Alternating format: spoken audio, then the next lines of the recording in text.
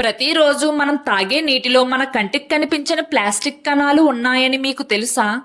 అవి మన శరీరంలోకి చేరి మన ఆరోగ్యాన్ని సైలెంట్గా నాశనం చేస్తున్నాయంటే మీరు నమ్మగలరా? అవునండి, మీరు విన్నది నిజమే. అటువంటి మైక్రో ప్లాస్టిక్స్ ని తీసేయడానికి మన వంటింట్లోనే పరిష్కారం ఉంది.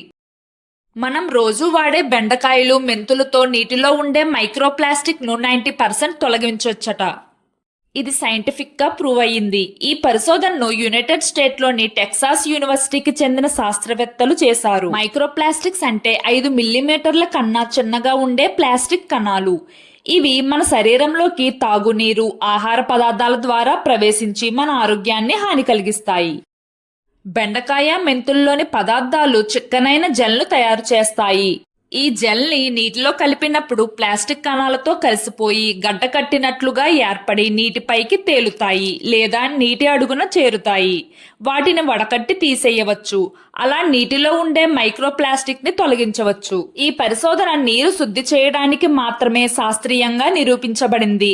ఆ మిశ్రమాన్ని తాగితే మైక్రో ప్లాస్టిక్ శరీరం నుండి బయటకొస్తాయా అనే దానిపై పరిశోధన జరగాల్సి ఉంది.